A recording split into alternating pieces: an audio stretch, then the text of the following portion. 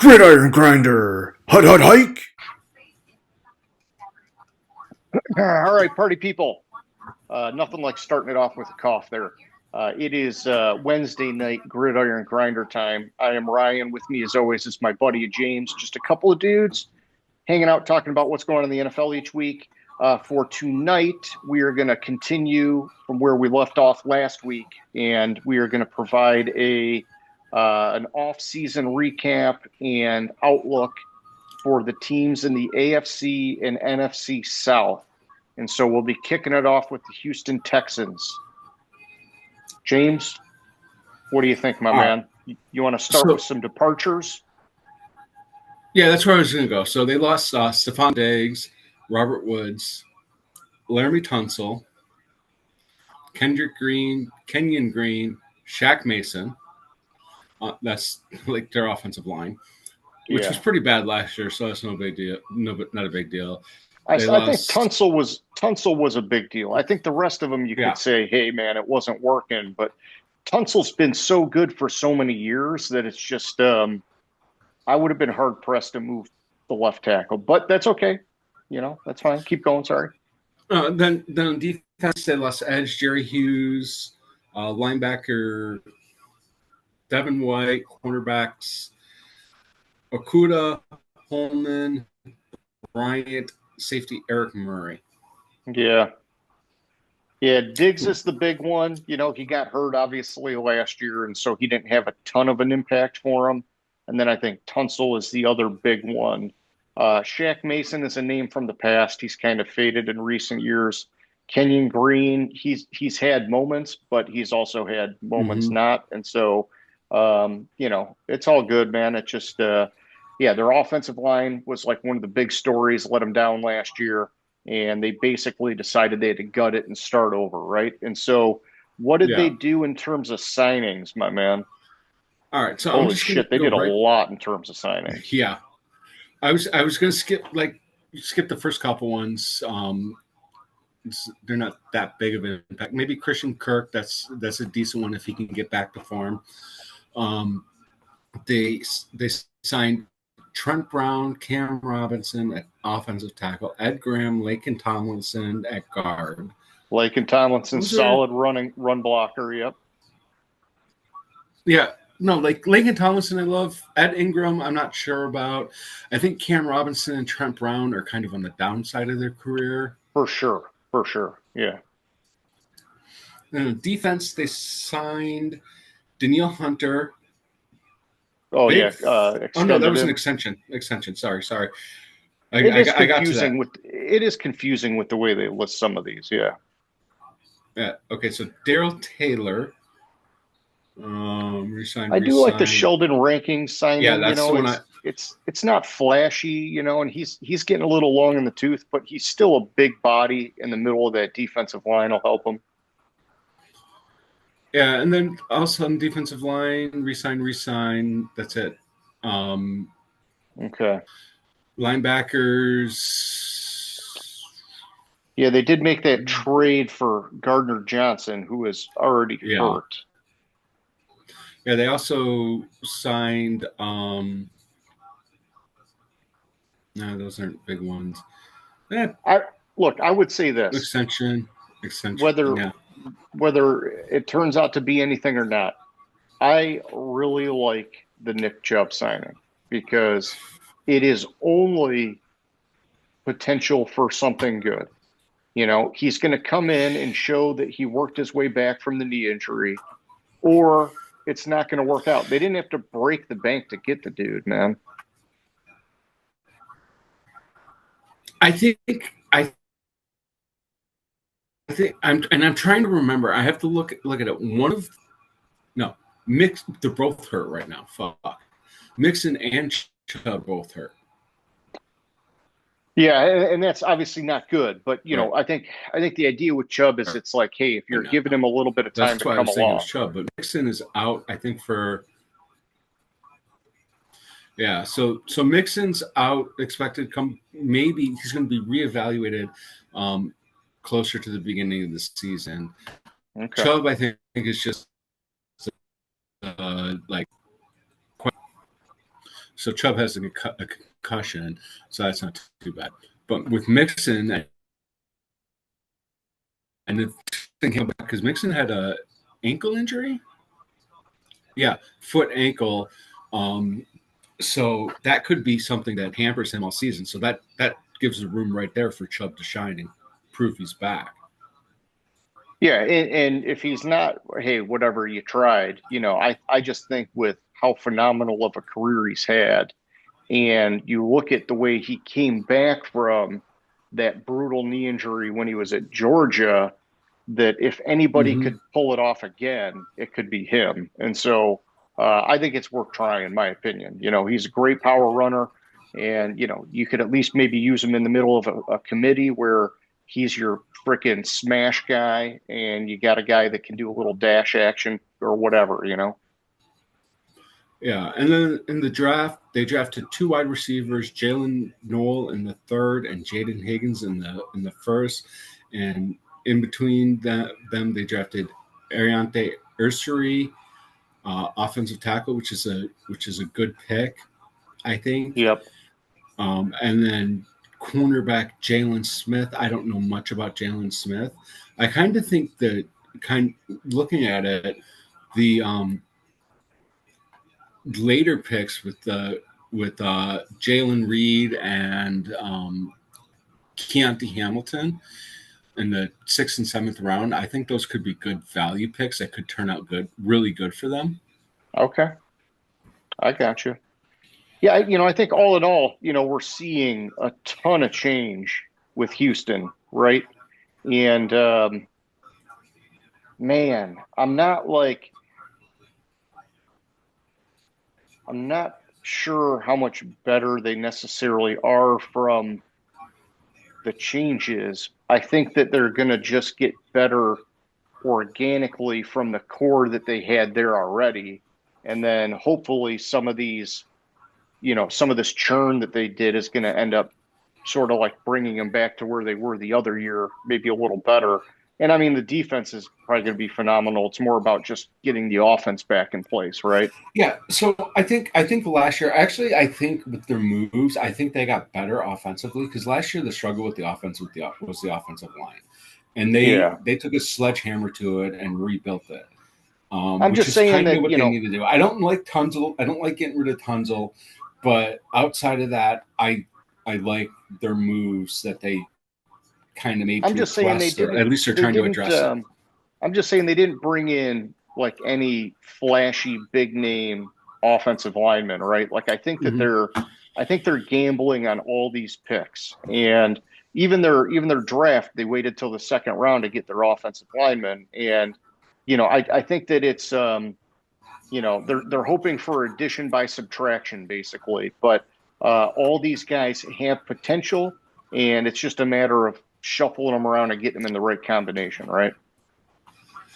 Yeah, but they did wait to the 2nd round to get their offensive lineman, and I wanted to look at where they picked in the 1st round versus who they would have if they could have gotten a better pick. Yeah, it might have made sense, so they moved around the board or whatever. They traded out of the 1st round. Okay. So they traded. Let me see. So they traded with the Giants. So that's where the Giants picked Jackson Dark. So the difference there was they could have gotten better offensive tackles where they were, because they were picking originally at 25. So between 25 and where they picked in the 2nd round, they could have drafted Connerly, Simmons at offensive tackle, and those are the 2. The rest, the only other offensive lineman that went in between them was seven and A. Okay, gotcha. So they probably could have gotten a better offensive tackle in the 1st round, But they also, in that trade, they got and trade out of the first round. They got a second and a third rounder. Sure. Bit mess. I don't know. Yeah, it's all good, man. Yeah, so how much better they're going to be. I think it's going to be a bounce back year. It just, like I said, I think they get better organically from Stroud and the guys that they had there already that are just getting better as part of their careers. And hopefully these guys just give them a little bit more of a sound infrastructure around them. Yeah. I mean, time will tell, but the way the offensive line played last year, they needed to do something. I like the fact that they addressed it, but I don't know if they did enough to address it. All right. Well, you want to move over to Indianapolis, and then as we get close to our time limit here, we'll cut it off. But we can at least start them off. Yeah. So Indy, the big losses, they lost Sam Ellinger and Joe Flacco. Oh, those are the big ones. No, they lost Will Fries and Glowinski and Ryan Kelly on the offensive line. Yep. Dale Odinimbo at edge. Taven Bryan, Raekwon Davis, defensive line, EJ Speed, Grant Stewart, linebackers, and Julian Blackman at safety. Don't forget about Matt Gay, man, the kicker. He's had some good seasons. Yeah. Bounced around a little bit, but no, I just I think aside from Will Fries and Ryan Kelly, they didn't lose.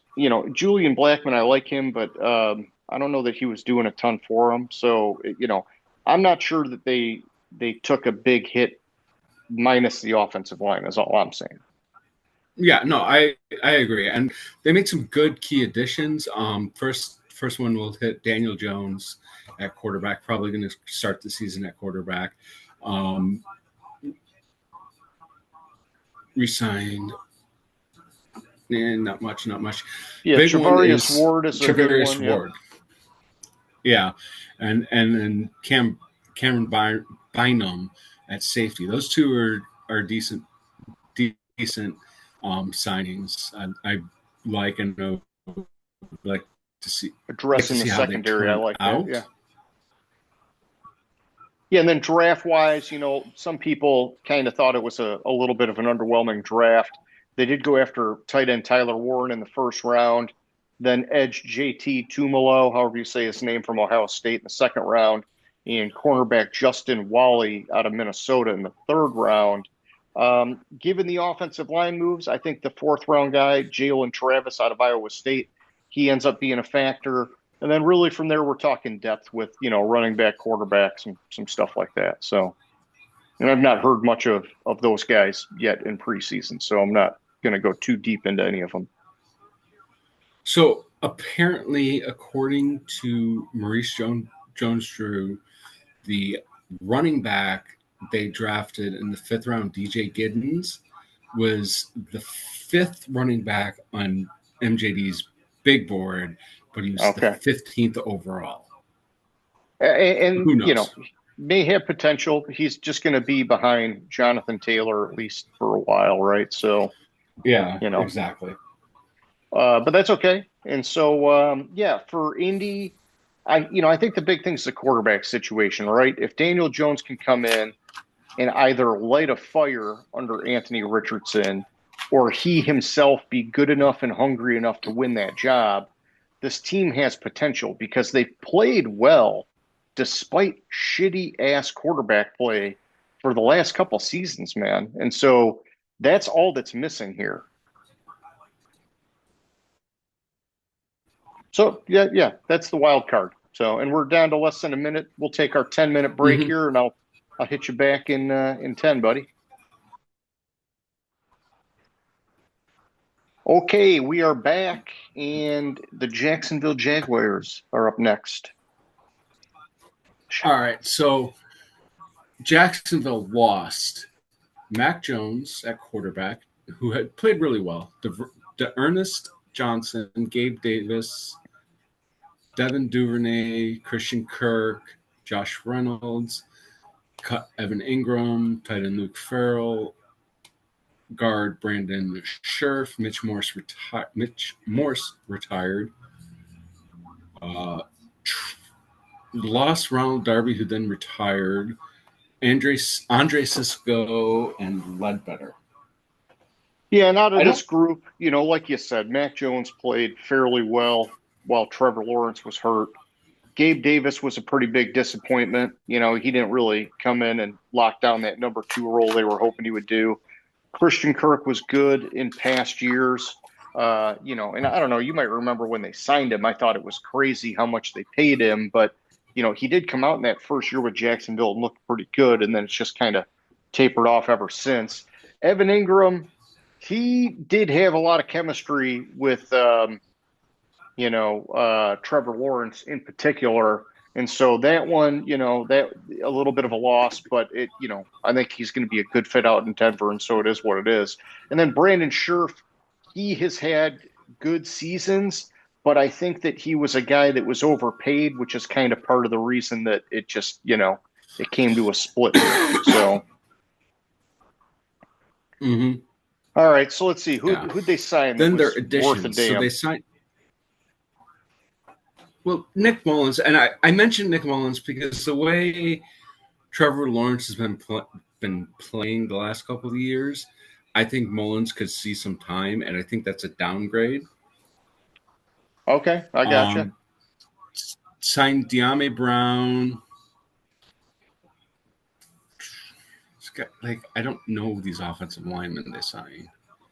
Oh, yeah, Chuma Adoga. Yeah, Robert Hainsey. Yeah. Patrick McCurry. Yeah, I mean, they signed some guys. I think that they're trying to do something not as crazy as Houston, but something similar where they got to figure out how to make it better.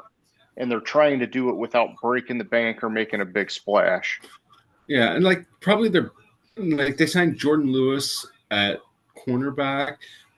I don't know if it's a $10 million deal. I like him, but he was really good in Dallas. He's kind of like one of the better slot cornerbacks, and so that's why he's getting that kind of dough. Is that a lot of teams they play that slot guy a lot more than they used to, and he'll be on the field a lot for him, is my guess. Yeah, and then so through the draft, they drafted wide receiver / cornerback. I'm just going to say athlete Travis Hunter because that's how I saw him ranked. He is crazy athletic, yeah. Caleb Ransaw in the 3rd round at cornerback and Wyatt Millum at guard in the 3rd round as well. They didn't have a 2nd round because of the trade up. I do like the 4th round pick at running back in Bayshul Tootin. It remains to be seen what he's going to do because he had some ball security issues in college, but the dude was a freak at the combine. And, there's a lot of people that have been saying he's a dark horse to end up winning that starting job, even if it takes a little bit of time into the regular season before it happens. It's just obviously Travis Etienne has been very lackluster and his yards per carry went way down last year. And that's because he's a terrible, terrible receiver. Yes. Thank you, Urban Meyer. And Bigsby looked great, but, it seems like he's better as a committee than being the main guy. And so, it opens up the door for the rookie here. I'm not sure it's going to happen, but there's some potential. That's all I'm getting at. Yeah, no, there's a lot of potential there at running back. Like you said, he did have ball security issues, but he could turn out to be just what Jacksonville needs in the running game. They kind of had a Oham draft though, really, besides Travis Hunter, because they traded away the fucking bank for Travis Hunter. They traded they for 1st, 4th, and 6th round in this draft, they gave up a 1st, 2nd, 4th round in this draft and a first round next year. And the problem with the first round next year is that's going to be a high first round pick. So they gave 2 probably top 10 picks. Yeah, that's a big deal. Yeah, that's a big deal. So you're saying you have no faith in Jacksonville? I don't. Well, hey, new coach, it's hard to say. I don't really, the Trevor Lawrence thing, man, I'm having a hard time seeing him finally step up to be that guy, right? To join that elite tier, and I know they want him to, and I think he has weapons. You got Brian Thomas Jr., you got, De'Ami Brown's going to be a role player, but they brought in Travis Hunter now. It's like they've got weapons. It's just that I don't have any faith in him. And then I don't know that they're really getting that much better on defense now with an offensive-minded head coach. And so it's, for me, it's a wait and see thing. And, maybe they'll be better. Like we talk about a lot where these rookie head coaches have a tendency to catch some teams by surprise, right? Because nobody really knows their playbook. Nobody really knows, what kind of tricks they got up their sleeves. And so maybe they'll sneak a few games in just from that, right? But I'm not banking on them making the playoffs. Yeah. So if I just looked at my projected results for this season and my final preseason overall records, and I have them giving up 2 top 5 picks. Okay. For Travis Hunter. Yeah, that's massive.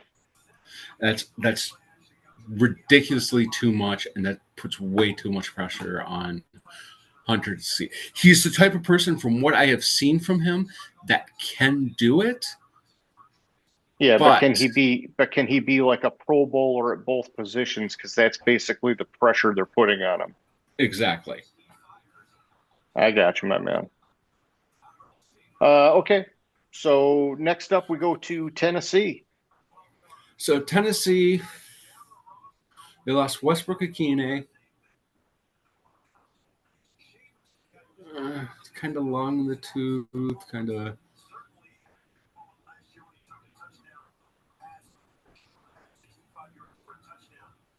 Chidobe Awuzie.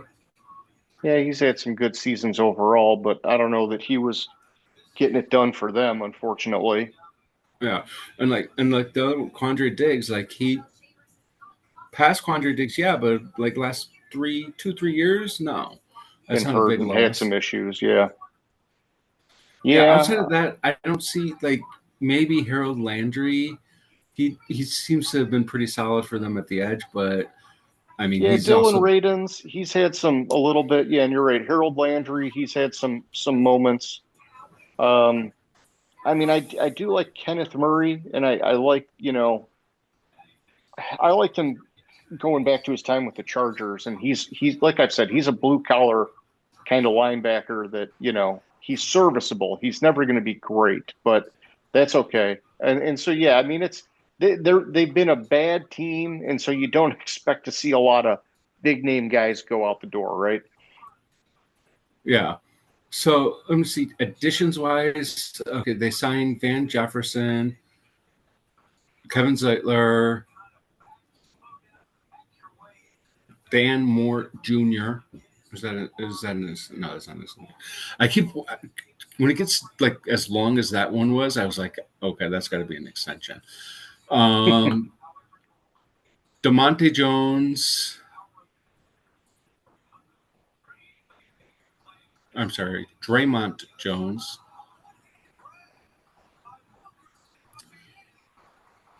Yeah. Cody Barton.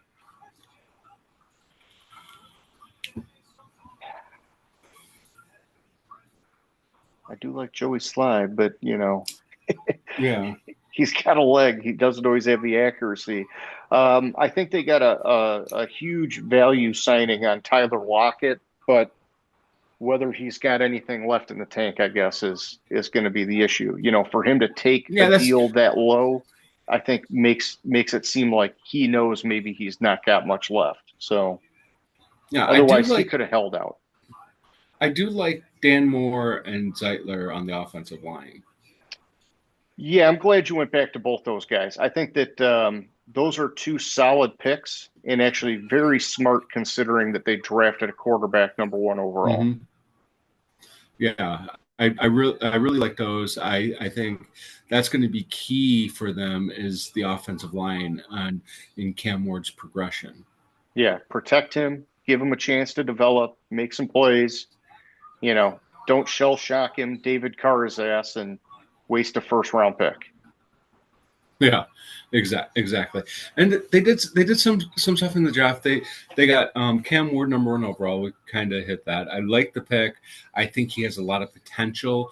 I don't know how much of an impact year 1 or year 2 is going to be, but lately picks like players like that where we see a lot of potential and we say we don't know what impact they're going to have. Like look at Jaden Daniels last year, CJ Stroud the year before. Yep. We saw potential coming out like crazy in recent years. Yeah. Exactly. Apparently, Cam Ward was a 0-star recruit out of high school. Yeah. Hey, you never know, man. You never know. I think Baker Mayfield was like a super low prospect, and I don't know why I'm thinking Joe Burrow, but these guys, man, they can find a way to make it happen.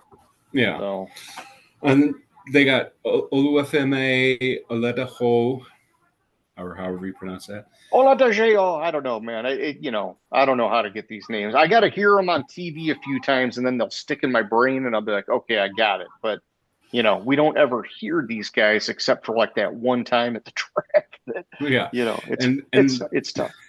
Yeah. And then safety Kevin Winston Jr. Yeah, you're like, thank you for that layup. Such an easy one there, Kevin Winston Jr. Yes. But I also like what they did in the 4th round. Okay. Like it's not people that like are big names, but I could see them developing into solid pieces in Chimeri. DK. I was going to say Dyke, so thank you. I thought I heard him say DK when I watched the game this past week, but I could be wrong. And I'll let you pronounce the next one. Gunnar Helm? Alec Aonamore? I don't know how to, Aomanor. Gunnar Helm. I don't know much about Gunnar Helm, but I like what they're doing there and picks that can develop.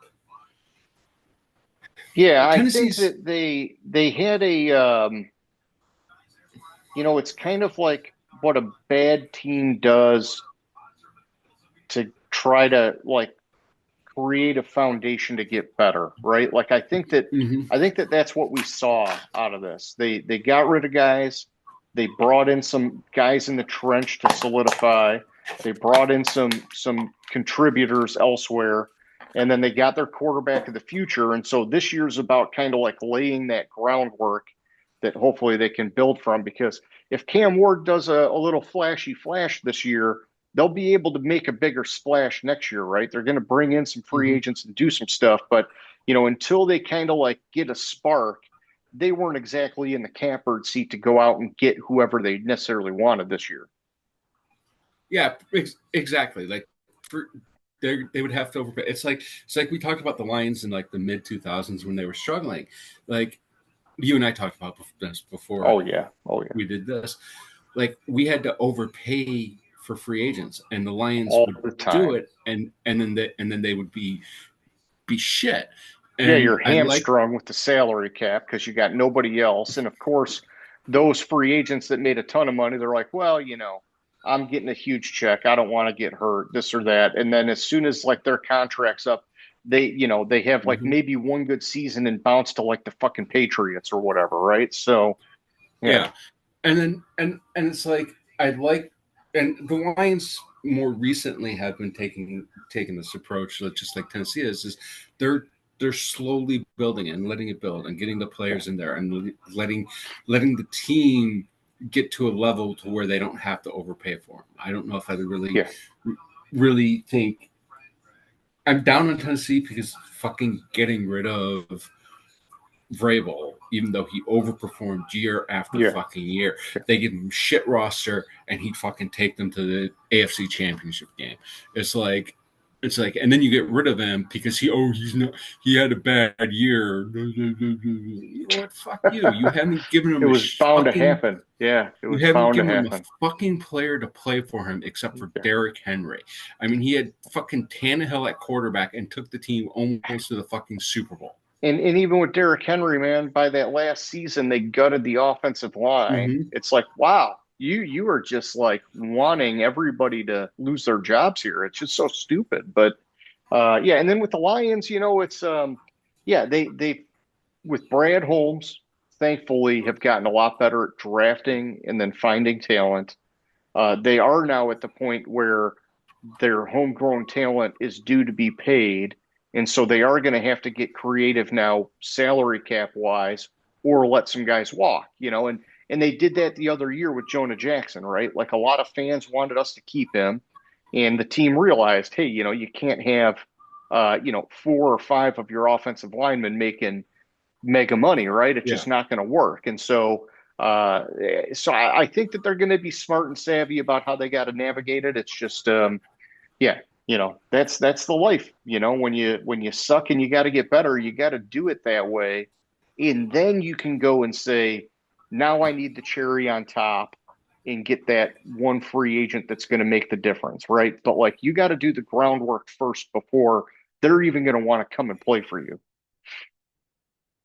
All right, so that takes us down to the NFC Dirty South, and we'll start it off with the Atlanta Falcons, my man.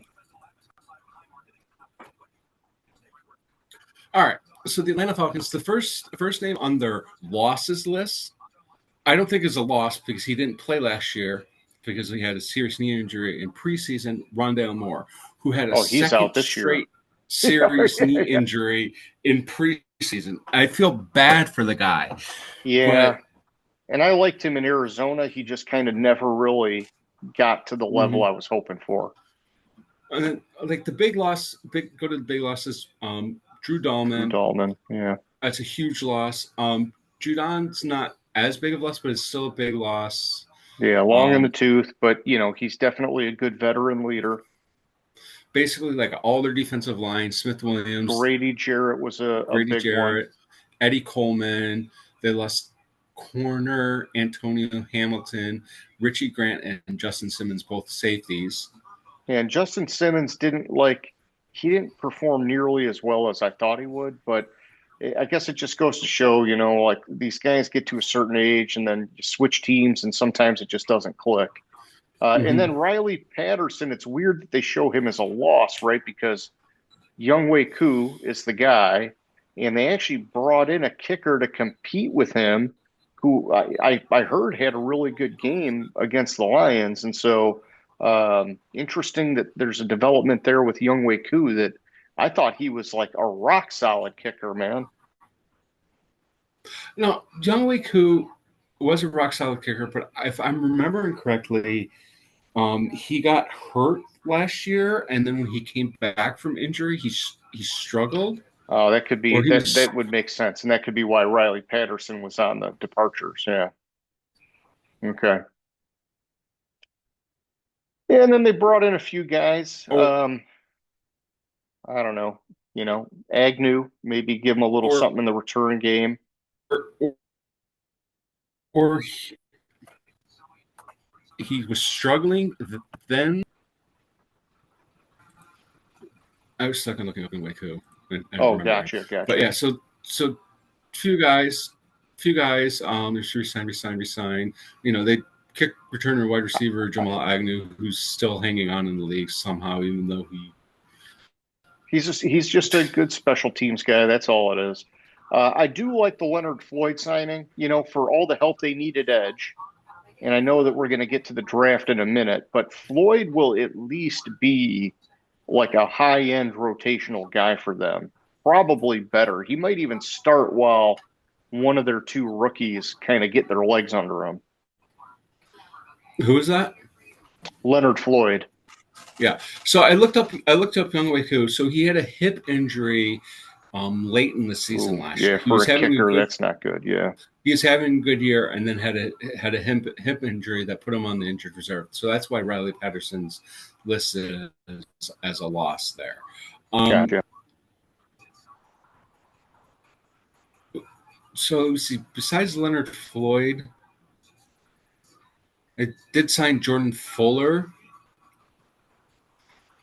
Why am I thinking that And was Divine Diablo?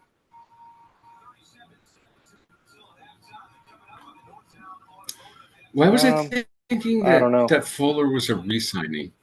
I don't know. Could have been. I don't remember where he was before.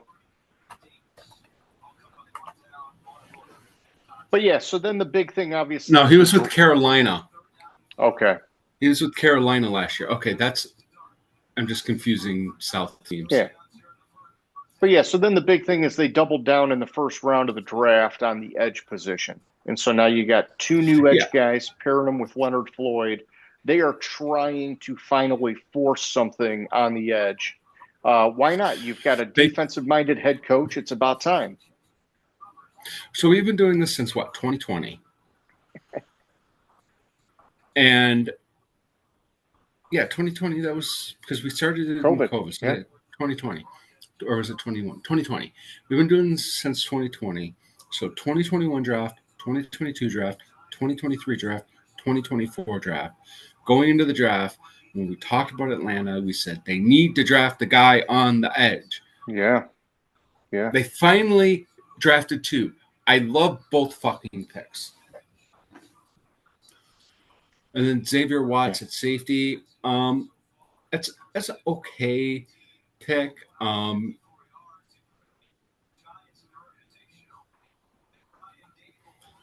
It's an okay pick. Yeah, I mean, it's hard to say once you get into the middle rounds like that. I think that it's going to be what does Raheem Morris have in store for him, and can he fit that defense? And so I'm hopeful for it, right? I think that I think the big thing is that Atlanta has finally addressed their biggest defensive need. And then, aside from that, it's really they've got a changing of the guard with Penix now, big quarterback, right? And so he's going to be the big wild card. Is that if he can step up and be what they're hoping he can be, this team can go somewhere. If not, it kind of throws a wrench in the whole thing, right? And he had a small sample last year that looked pretty good, but it was a small sample. But he definitely looked like he had what it took to be a good quarterback in this league. He did look poised. Small sample. Yeah. He did look poised. It is weird watching him, because he's a lefty, right? And, so when you watch those guys play, you it like flips your brain around for a second because you're used to the quarterback like rolling the other way and doing those things. But he definitely had poise in the pocket, which is a good start, especially for him having been a rookie. Which, if I remember correctly, their last lefty quarterback was Vic. Vic, yes. Slick Vic. Yeah, I mean, they didn't necessarily win anything with Vic, though. So yeah, they went to the Super Bowl with Vic, I thought, or AFC NFC Championship game, one of the two. Yeah, I was gonna say I don't think they made the Super Bowl with Vic. I remember them going really far. They had that one fucking ridiculous year. I'll let you look it up. I don't know.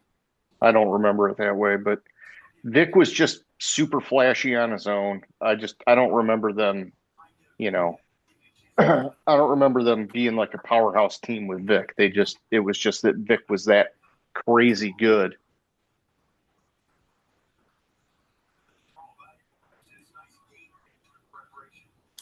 So in 2004, they were 11-5. They lost in the NFC Championship game to the Eagles. He had a 2-2 playoff record. He did get to the NFC Championship game one year, and they lost to the Eagles. Yep, I got you. Yeah. So I don't know, man. I just I guess the 2-2 is about in my brain about as good as it would have been. But I didn't think they. Yeah, I mean, I for sure knew they didn't get to a Super Bowl. But yeah, that's all Yeah, good. both his losses were to the Eagles. Gotcha. Who he ended up going to play for The after Eagles. prison. So 22 Eagles and 24 Eagles. I think that was right in the heyday of Andy Reid. Yeah, it was for sure. Yeah. Yeah, so 22, there was a 12-4 Eagles team that lost to the Bucks, who I believe won the Super Bowl that year. Okay. Yes. And then in 2024, that Eagles team was 13-3, and they lost to the Patriots in the Super Bowl by a field goal. Oh yeah, that was That the was the TO one year. where, yeah, that was the TO year where what's his face? McNabb couldn't run the no huddle. Yeah, because he was puking. Yeah, not a good look. Not a good Not look. a good look at all. All right. All right. Anyways, Next up, we got the Carolina Panthers, my man. all right. So losses for the Panthers: Miles Sanders, Davian Clowney, kind of a He's just a mercenary, journeyman anyways. at this point. Yep. I mean, he's always kind of been a journeyman, but yep. Linebacker Shaq Thompson, cornerbacks Dane Jackson, Caleb Farley, Jordan Fuller at safety, Eddie Pinheiro at kicker. Not really that too bad of for a team that was as bad as they were last year. I thought they would have shed more players from that team. I agree. I would have expected some more departures, but that's okay. Let's see who they brought in. All right, so they brought in Rico Dowdell, Hunter Renfro, David Moore. No, that was resigning. Sorry, resign. Patrick Jones, second at edge. Yeah, Trevon Moehrig at safety, Tershawn Wharton on the defensive line. Man, Yeah. I think the Trevon Moehrig one is intriguing. They brought in Sam Martin, a kicker, to make their kicker or punter, sorry, to remedy that. Well, that's also because they lost their punter, Johnny Hecker. Johnny Hecker's Yeah, a solid punter, so I know, and Sam Martin's really good too. So, like I'm yeah. saying, they mitigated that well. Yeah, and then Rico Dowdle, they're saying they're expecting him to compete with Tony Pollard for some snaps, but I think Pollard is expected to be the clear one. It's just how much are they going to split that out? I don't know, man. Let's look at the draft here, and then we can kind of sum it all up. All right, draft. I like Teteora McMillan. I like Scourton. Princely You're doing great with these names, by the way. Just giving you some encouragement. Uman Mielin. Uman Milan. I don't know. Uman Yeah. Milan. Yeah. However the fuck you pronounce it. I like the fact I like Scourton. Oh yeah, they got a value pick with Lathan Ransom in the 4th round. I remember talking to you about that. Yeah. Mm-hmm. And apparently they also drafted Travis Etienne's little brother, Trevor.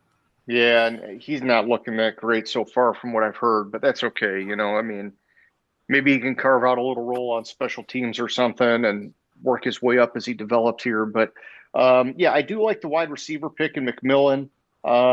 Man, I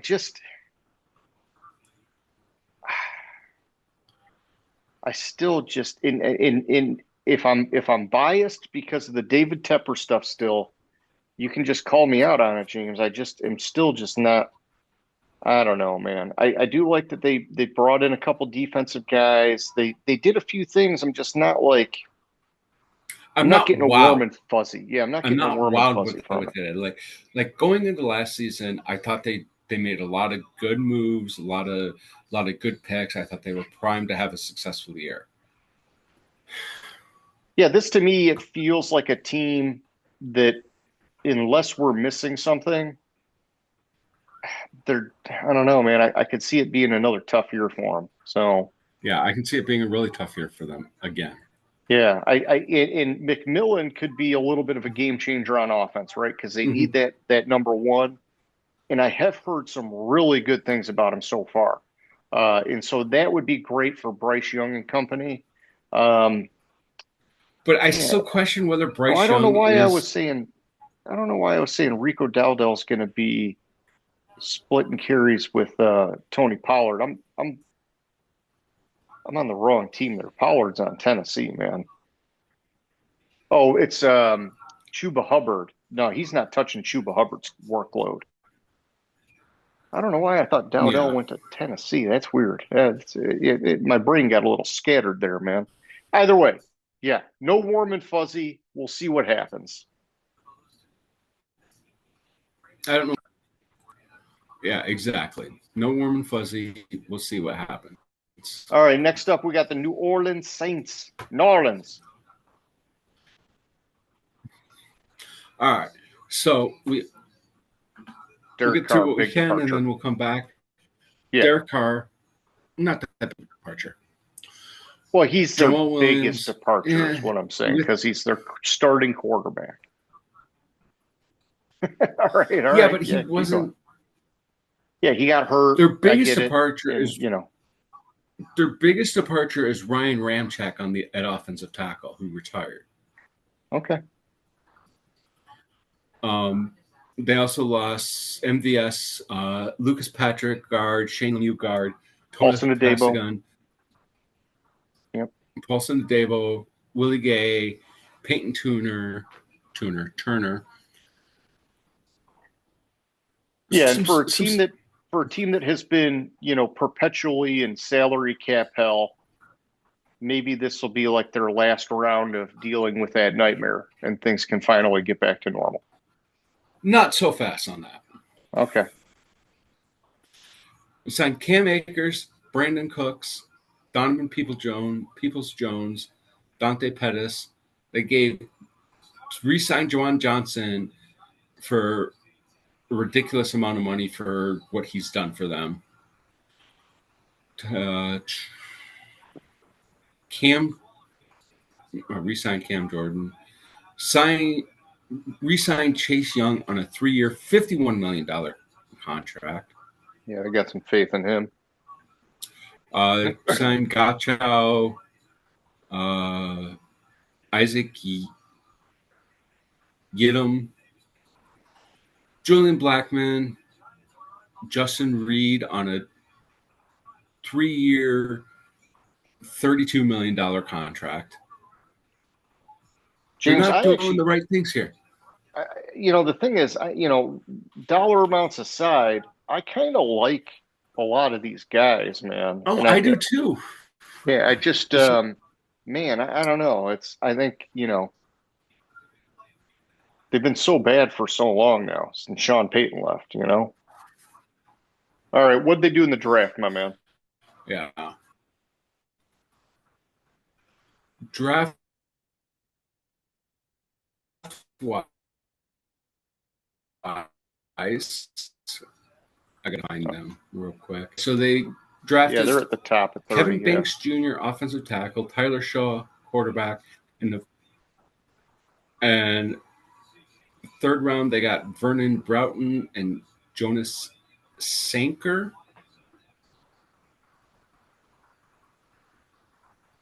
So I like the Kelvin Banks Jr. It's a good pick to possibly fill in with for Ramczyk.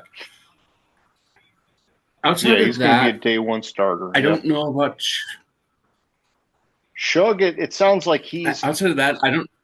It sounds like he's got a high potential to be the week one starter. Yeah, but I don't know. I'm not sure how good he is.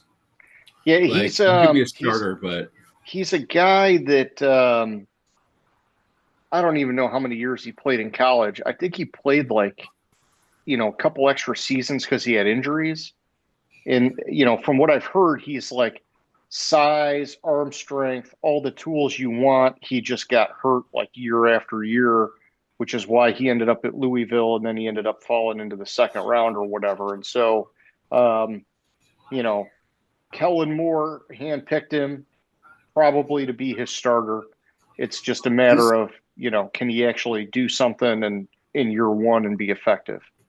This is a fucking crazy stat in this article. Tyler Show is the highest QB selection for the Saints since it took Archie Manning in 1971. Yeah. And Archie Manning was the second overall pick. And the dude's going to turn 26 in September. So for a rookie, he's got a lot of quarterback experience under his belt. Yeah. The concern for me is his injury background and his age. Like, yeah. You want your franchise quarterback to be a little bit younger. And who are we talking about? Like Brock Osweiler was one of those guys, or Brandon Weeden, I think is the guy I'm thinking of. That, I don't know. I think Brandon Weeden was different. He went and played baseball for a couple of years or something, and then came back or whatever. But you're thinking Ryan Tannehill. No. Tannehill was a wide receiver turned quarterback. Brandon Weeden was like a really old draft pick. Why was I thinking Tannehill was older? Tannehill was, Weeden was 28 when he was drafted by the Cleveland Browns, man. The oldest ever player drafted in the first round. And I'm pretty sure it's because he went and played baseball for a couple of years somewhere.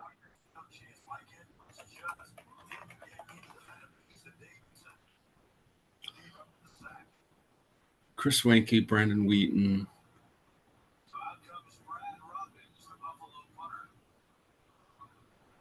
Ooh, it's actually the oldest ever was Chris Wenke. Okay. Oh, no. Yeah. Chris Wenke was the fourth rounder. Oldest ever drafted.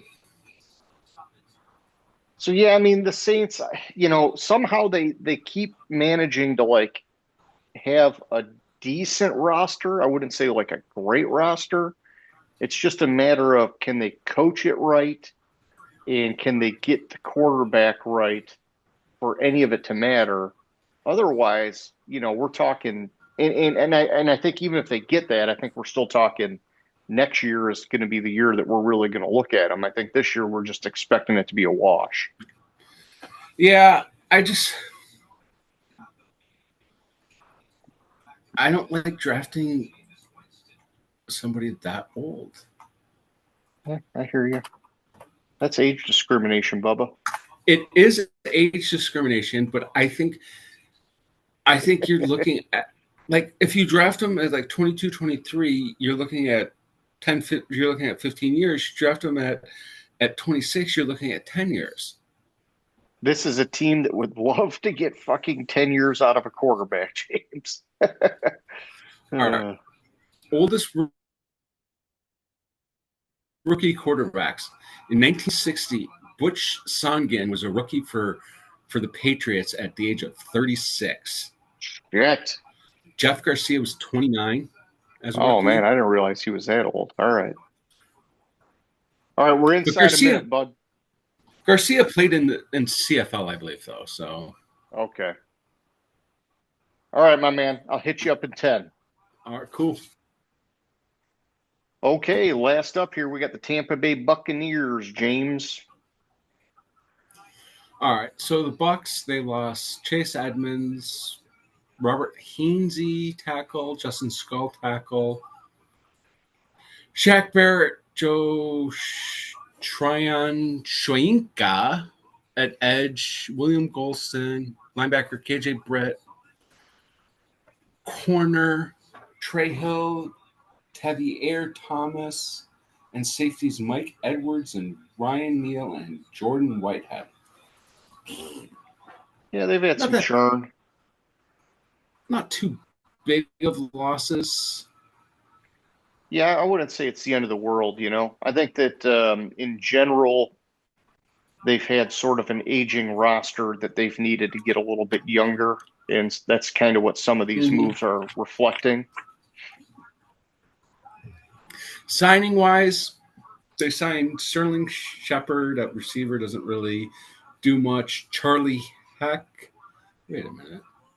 I'm surprised Sterling Shepard Didn't we is just still talk about a floating trade? around, man. Yeah, I was like, I thought we just talked about a Heck. Resign. Hassan Reddick. Who cares? Resign. Yeah, maybe Hassan Anthony Reddick Walker finally does Jr. something for him, right? Kindle Vildor. Yep, from the Lions. Yeah, but still, like nothing. Hassan Reddick's the big one. It's if he shows up like he did a few years ago, Yeah, 2 years ago in Philly, before Philly traded him, or 3 years ago, 2 or 3 years ago. It might have been 3 years ago because then Philly gave him a big contract and then traded him when he had a shitty season. And then if he goes back to like a couple years ago, Hassan Reddick, that could be a great signing. Yeah, that's what they're banking on, right? Yeah. So then, yeah, draft-wise, wide receiver Emeka Egbuka out of Ohio State, cornerback Benjamin Morrison out of Notre Dame, and then cornerback Jacob Parrish out of Kansas State. Benjamin Morris is one that a lot of people are saying could be like a really big sleeper pick because had he not been injured, he was basically a first round lock. And so, he's one where he gets healthy, he gets right, all those things. He could end up being a steal for these guys who historically, they've been good but not great at cornerback, right? And, they've got Antoine Winfield Jr. at safety, but they need to get some more pieces, I think, in that secondary. And yeah, I don't know. I guess I'm feeling a little iffy on where this defense is going, to be honest. I am too. One intriguing pick, and he calls it out they call it out in this article, is their 7th rounder Tez Johnson. Okay. He's really small, but apparently at the Senior Bowl, he was uncoverable. Well, that's always an encouraging thing.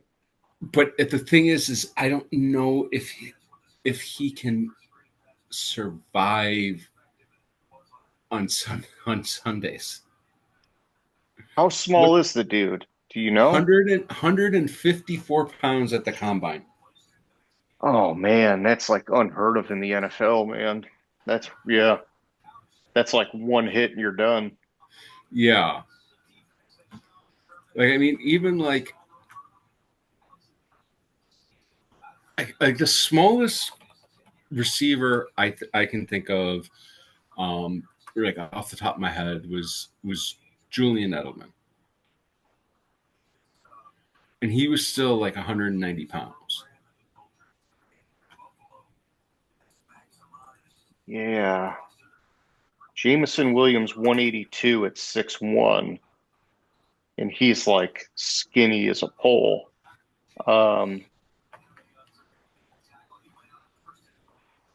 Man, it's small, dude. It's small. That's tough.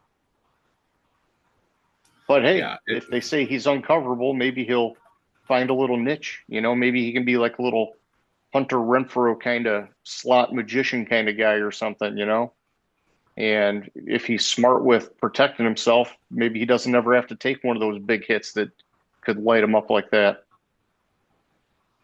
Yeah, he's 5'10", 154 pounds. Jeez, it's crazy. I'm sure the dude's tough as a rock, right? But, 150 something pounds tough as a rock against a 210-pound safety tough as a rock is going to hurt. Or a freaking 250-pound linebacker. Like Interestingly, Tank Dell is only 165 pounds. Okay, gotcha. All right. So there's another skinnier guy, yeah. So I think in theory it could. Anything can happen, man. Anything can happen. Xavier Worthy's 169. So it could happen, but I just I cringe thinking of that guy getting hit in the NFL at 154 pounds. Oh my God. Oh yeah. Oh yeah. He's broken on the field. Yeah. We shall see. We shall see how it plays out. So, all right. So yeah, I mean, overall, man, it's this is another one of these ones where I'm not really getting a warm and fuzzy. I do like the Emeka Egbuka pick. I think that that's great succession planning for Mike Evans. At some point here, you know, I think a lot of this is going to depend on what Hassan Reddick are they getting. Otherwise, they're hoping to be better just from people getting better, which they weren't really a roster that was young and still growing, right? They were an older roster that, they're shedding some pieces. And now they lose their offensive coordinator, by the way, which I don't know. I guess I would expect some regression from Tampa Bay as I'm putting all this together in my head. Yeah, I do too. I think they were overperforming this last year anyhow, The last 2 years they were overperforming. They have shit for quarterback, and somehow they keep winning a division because their division fucking blows, and their division's not getting better because you have teams like New Orleans and Carolina who are fucking wasting give them the money. golden opportunity every year. Yeah, and then you have Atlanta, who's at least trying, but are they? No, they kind of are, yeah, but I guess a little better. But yeah, you're right. It's Tampa Bay or nobody, right? This is just not a good division. Exactly. So, will they win their division again? Probably. Yeah, I would say that they still got the best wins? bet. Yeah. Will they have double-digit wins? Probably. Yeah, I could see that. Yeah, I don't know that I'm not gonna put like 12, 13 wins on them, but I can see them getting to 10. I put 13 wins on them this year. Oh man, I guess because they're probably if you think they get maybe an easy 6 in the division, so or even an easy 5 or something. Yeah, I mean, I don't know. I got to look at the schedule and kind of work it all out, but I don't see Baker throwing nearly as many touchdowns as he did last year, and I don't see I don't know. The defense is a little bit of a wild card. I'm just not like totally feeling the Bucks, man. And maybe they have a great schedule that lets them stay healthy getting into the playoffs, and then anything can happen, like sometimes that's how it works, right? Sometimes teams just, they need the right path to get there, and maybe they'll get it. You never know. Yeah. So their non-division schedule, they play at Houston. That's a coin flip game, I think. The Jets, Philly, that's probably a loss. At Seattle, that's a coin flip game. Then San Francisco depends on which 49ers healthy or team not. is healthy or not. At Detroit, that's probably a loss. New England, at Buffalo, that's probably a loss. At the Rams, probably a loss. Arizona, probably a win. At Miami, probably a win. Yeah, there's a path. I hear what you're saying. Did I say at Buffalo? You said something about Buffalo. I don't know if it was at Buffalo, but yeah, I was just making sure. I thought I skipped Buffalo for a second there. Yeah. Okay. So there's a path to 13 wins on their schedule because they have an easier schedule because they play the AFC East. Sure. And they play the NFC West. All right. I hear you, my man. And then the extra game is Houston. Okay. Well, hey, that gets us through the dirty, dirty South. Next week, we'll pick it back up with the West. Is there anything else you want to hit on before we shut it down for the night, my man? Just the last thing, we don't do the news anymore, but James Cook got an extension.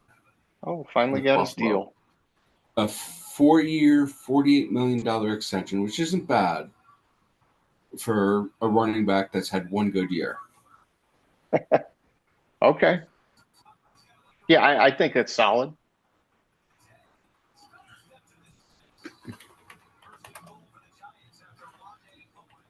So we'll see. And apparently, from the Lions preseason game last week, Maurice Norris is going to be fine. Oh, that's good to hear. Yeah, I heard he was in the concussion protocol, and yeah, that's obviously a very scary moment. So hopefully that guy's okay. Yeah. He's in concussion protocol. They're easing him back to be just okay. Awesome. Okay. All right. Well, hey, my man, it was a good show. For anybody who's still watching, we hope you liked it. Hit that thumbs up, subscribe, all that jazz, and we'll catch you guys next week. Have a Gridiron Grinder. Hut, hut, hike.